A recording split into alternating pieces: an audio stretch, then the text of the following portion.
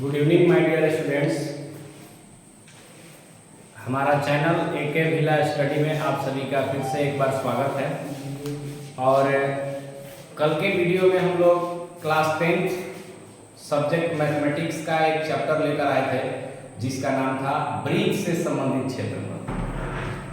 तो वृत्त से संबंधित क्षेत्रफल जो हम लोगों का चैप्टर था, देख लीजिए, ये एमसीईआरटी बीटीसी का जो बुक है उसमें आप लोगों को दिखा देते हैं। ये लेसन नंबर 12 है जिसका नाम है वृत्त से संबंधित क्षेत्रफल। इसी चैप्टर के बारे में कल हम लोग थोड़ा इंट्रोडक्शन किए थे फॉर्मूला बेसिकली, क्योंकि मैथमेटिक्स को समझने से पहले उसके अंदर जो फॉर्मूला होता है, जो सूत्र होता है, उसके बारे में जानना बहुत जरूरी होता है। और हम आप लोगों को वो सूत्र के बारे में थोड़ा जानकारी हम दिए थे और हम आशा करते हैं कि वो सूत्र आप लोगों को कहीं ना कहीं याद हो गया होगा और समझ में भी आ गया होगा। तो आज इस क्लास में हम लोग एक्सरसाइज स्टार्ट करेंगे आगे बढ़ते हुए, और एक्सरसाइज का नाम है एक्सरसाइज 12.12.1।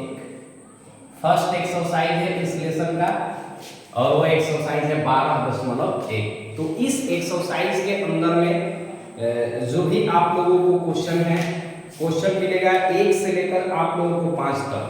और ये 1 से लेकर 5 तक जो क्वेश्चन आप लोगों को दिया है फर्स्ट एक्सरसाइज में 12.1 में, वो totally question most important board exam के लिए बिल्कुल जरूरी है। और लगभग अगर आप क्वेश्चन बैंक इसको देखें तो हमें लगता है कि हर साल इस एक्सरसाइज से एक ना एक क्वेश्चन आप लोगों को देखने को मिल ही जाता है।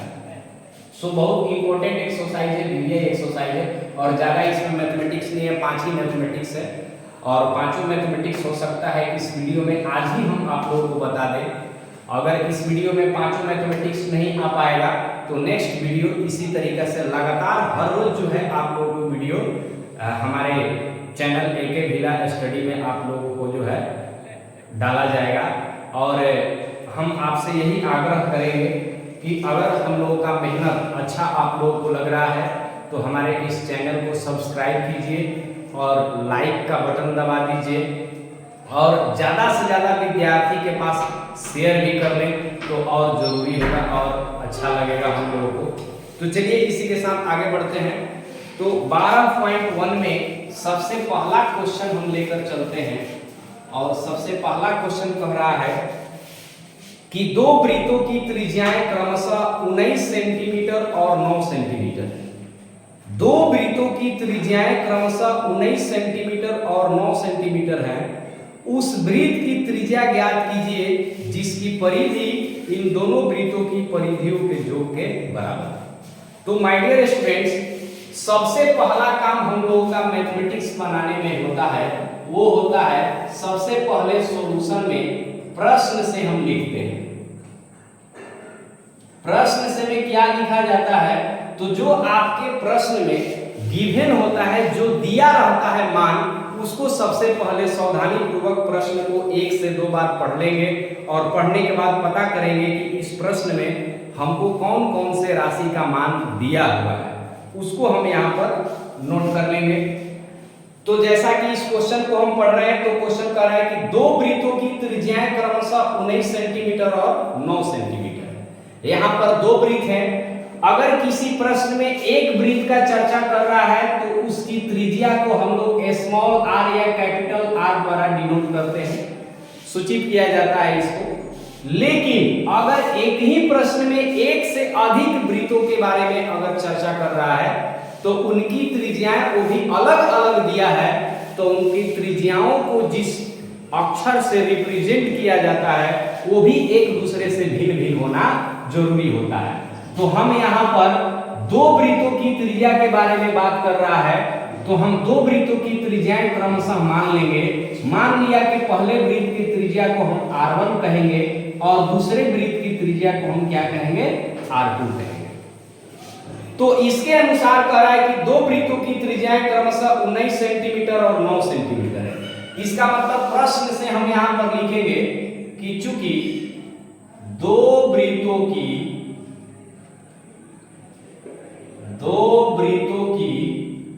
त्रिज्याएं क्रमशः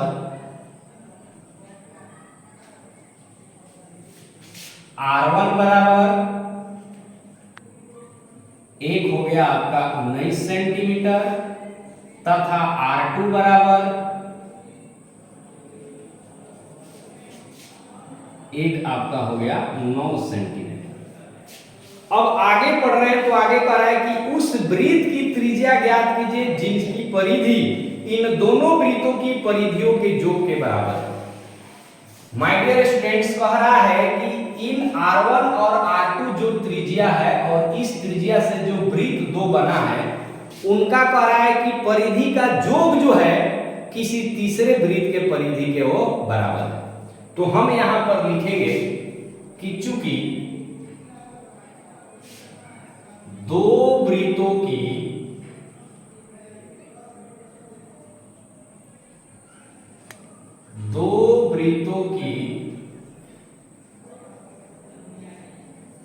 परिधियों का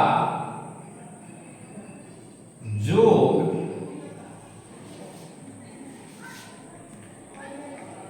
किसी तीसरे वृत्त के परिधि के बराबर हैं। ये हमारा प्रश्न कह रहा है। तो इसके अनुसार अब हम सूत्र बैठाते हैं। कह रहा है कि दो वृत्तों की परिधियों का योग, यानी पहला वृत्त जिसका त्रिज्या R1 है और दूसरा वृत्त जिसका त्रिज्या R2 है, तो पहले वृत्त के परिधि हो जाता है 2 पाई R1 और योग कह रहा है तो इन दोनों के बीच में हम प्लस का सिंबल लेंगे। दूसरे वृत्त का परिधि हो जाता है आपका 2 पाई R2 और ये बराबर होगा किसके, किसी तीसरे वृत्त के परिधि के, और तीसरे वृत्त के परिधि होता है 2 पाई R। यहाँ आप बड़ा R भी लिख सकते हैं या छोटा R भी लिख सकते हैं, उससे कोई दिक्कत नहीं है। अब माय डियर स्टूडेंट्स, हमें क्या करना है, वैल्यू को पुट कर देना है। वैल्यू को क्या करना है, पुट करना है। या वैल्यू पुट करने से पहले आप कुछ यहाँ देखिए 2 पाई और 2 पाई, इन दोनों टर्म में 2 पाई दिखाई दे रहा है तो 2 पाई हम कॉमन भी ले सकते हैं। तो 2 पाई अगर यहाँ पर हम कॉमन ले लेते हैं तो इधर बच जाता है R1 प्लस इधर बच जाता है R2 is equal to 2 pi R, और 2 पाई से 2 पाई आपका कैंसिल आउट हो जाता है। इसके बाद जो बचा उसको हम जेव करते हैं, उतार देते हैं, R1 प्लस R2 बराबर में R। अब हमें इसी R का वैल्यू फाइंड आउट करना है। तो इस R का वैल्यू तभी निकल पाएगा जब आप R1 और R2 का वैल्यू रखिएगा। तो R1 और R2 का वैल्यू हमारे प्रश्न में ही दिया था। R1 का वैल्यू है 19 सेंटीमीटर और R2 का वैल्यू है 9 सेंटीमीटर। इन सभी मानों को हम यहाँ पर यदि रख देते हैं तो 19 सेंटीमीटर प्लस 9 सेंटीमीटर बराबर R होता है, और इसका फाइनल आंसर आपका आ जाएगा। जब इन दोनों को जोड़ते हैं 19 और 8 तो 28 रिजल्ट मिलता है बराबर R, इसलिए R बराबर आपका रिजल्ट आ गया 28 सेंटीमीटर। यही हमारा फाइनल आंसर है। तो आप इसको जल्दी से कॉपी और कलम लेकर आप इसको कॉपी पर नोट कर लीजिए। आपके एक्सरसाइज 12.1 का पहला क्वेश्चन था। इसके बाद हम लोग नेक्स्ट क्वेश्चन नंबर 2 पर आएंगे।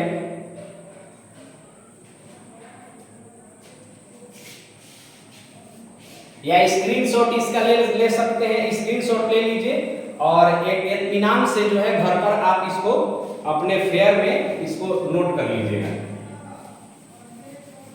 हम इसको साफ कर देते हैं।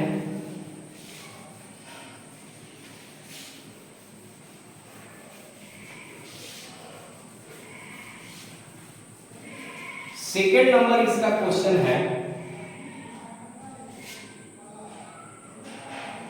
इसी प्रकार से जिस प्रकार से हम ये फर्स्ट क्वेश्चन आपको बताए हैं, इसी प्रकार से सेकेंड नंबर क्वेश्चन आप अगर चाहेंगे तो बना सकते हैं। बट इन दोनों में अंतर ये था कि वो क्वेश्चन कह रहा था कि उन दोनों वृत्त के परिधियों का जो किसी तीसरे वृत्त के परिधि के बराबर है। इसमें कहेगा कि उन दोनों वृत्त के क्षेत्रफलों का योग तीसरे वृत्त के क्षेत्रफल के बराबर है। तो सबसे पहले हम प्रश्न से इसको लिख लेते हैं सॉल्यूशन में। जो मान दिया हुआ है प्रश्न से में आपका दिया गया है, कह रहा है कि दो वृत्तों की त्रिज्याएं क्रमशः 8 सेंटीमीटर और 6 सेंटीमीटर है। तो यहां पर हम लिख सकते हैं कि चूंकि R1 बराबर 8 सेंटीमीटर तथा R2 बराबर 6 सेंटीमीटर, इसके बाद कह रहा है कि उस वृत्त की त्रिज्या ज्ञात कीजिए जिसका क्षेत्रफल जो है इन दोनों वृत्तों के क्षेत्रफल के बराबर है। अगर हम पुनः प्रश्न से चलें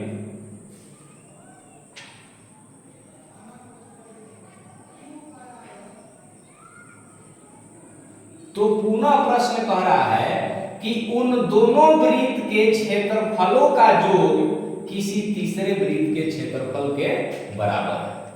तो यहां पर हम डायरेक्ट अगर बनाना चाहें, डायरेक्ट अगर लिखना चाहें तो यहां पर लिख सकते हैं पहले वृत्त के क्षेत्रफल क्या हो जाएगा पाई R1 स्क्वायर प्लस दूसरे वृत्त के क्षेत्रफल कितना हो जाएगा पाई R2 स्क्वायर। यहाँ पर R1 और R2 इसलिए लग गया है क्योंकि एक ही प्रश्न के अंदर एक से अधिक वृत्त का चर्चा कर रहा है, इसलिए यहाँ पर 1 और इसके बेस में 2 हम लगा दिए। और हम लोग जानते हैं कि वृत्त का क्षेत्रफल होता है पाई R स्क्वायर, और 1 लगा दिए यानी ये पहले वृत्त का क्षेत्रफल हो गया, और यहाँ 2 बेस में लगा है इसलिए ये दूसरे वृत्त का क्षेत्रफल हो गया। और हमारा प्रश्न कह रहा था कि इन दोनों वृत्त के क्षेत्रफलों का योग जो है वो किसी तीसरे वृत्त के क्षेत्रफल के बराबर था, अर्थात वो आपका हो जाता है पाई R स्क्वायर।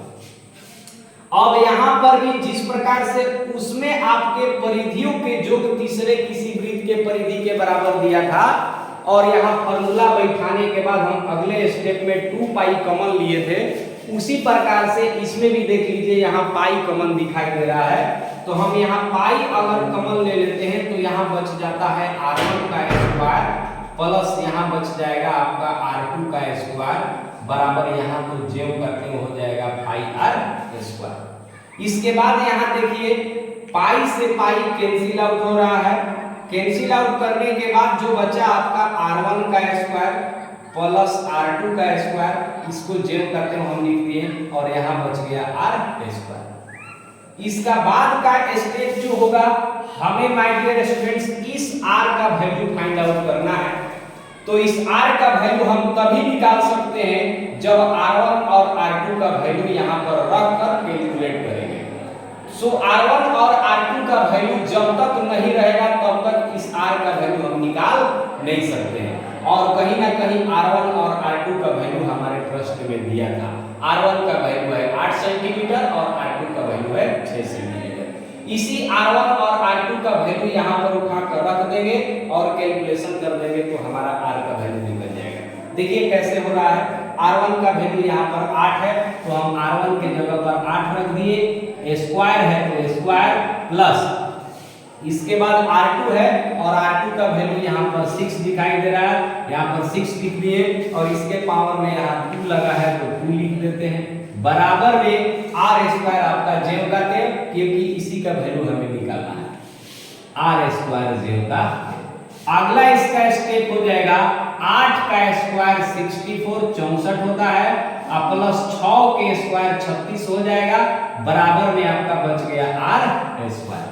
इस तरीका से अब हम अगला स्टेप करते हैं तो 64 और 36 का जब हम योग करते हैं तो आपका 100 रिजल्ट आता है और बराबर में हो जाएगा आपका R स्क्वायर। इस प्रकार अभी हमारा जो मान ये निकल कर आया है ये R स्क्वायर का मान निकल कर आया है, लेकिन हमारा प्रश्न केवल R का वैल्यू पूछ रहा है।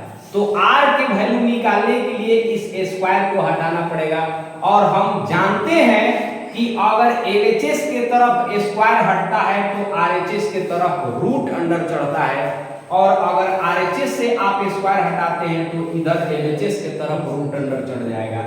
तो इस तरीका से उसी नियम का यहाँ प्रयोग करते हुए हम इसको लिख सकते हैं कि √100 बराबर में r, और √100 का वर्गमूल निकल कर आता है कितना 10 बराबर r, इसलिए r बराबर आपका हो गया 10 और इसका यूनिट लिख देते हैं सेंटीमीटर। यही हमारा फाइनल आंसर होता है। तो इस प्रकार से 12.1 का क्वेश्चन नंबर पहला और क्वेश्चन नंबर दूसरा आप लोगों के बीच हम बताएं। अगर फिर भी किसी विद्यार्थी को इस क्वेश्चन में अगर कहीं भी दिक्कत होगा तो कमेंट बॉक्स में आप कमेंट करके बता सकते हैं, और इस क्लास में आप लोगों के माध्यम से हम लोग बताएंगे। ठीक है, एक बात आप लोग बता देते हैं 12.1 एक्सरसाइज का ये जो क्वेश्चन नंबर 1 और क्वेश्चन नंबर 2 है, ये काफी इंपॉर्टेंट क्वेश्चन है कि अगर आप क्वेश्चन बैंक प्रीवियस ईयर का देखेंगे तो लगभग आप दिखाई अगर 10 साल के क्वेश्चन बैंक देते हैं तो लगभग 5 साल ये पहला और दूसरा नंबर क्वेश्चन आया, केवल पहला और दूसरा नंबर क्वेश्चन आया। बहुत इंपॉर्टेंट है, ये नॉन ऑब्जेक्टिव में भी देखने को मिल जाएगा और ऑब्जेक्टिव में भी देखने को मिल जाएगा। तो इस तरीका से आप इसका स्क्रीनशॉट ले सकते हैं एक बार, और घर पे जो है एक इत्मीनान जगह पर जाकर शांत माहौल में इसको जो है आप फेयर में नोट कर लीजिए, और कोशिश कीजिए कि फेयर में नोट करने से पहले एक बार आप इसका रफ यूज कर लीजिए। आप चाहे कॉपी पर बना लीजिए, चाहे आप पैड पर बना लीजिए। ठीक है, सो आज के वीडियो में इतना ही, क्योंकि कहीं हमको जाना है और ज्यादा समय नहीं है। सो कल मिलते हैं। Thank you.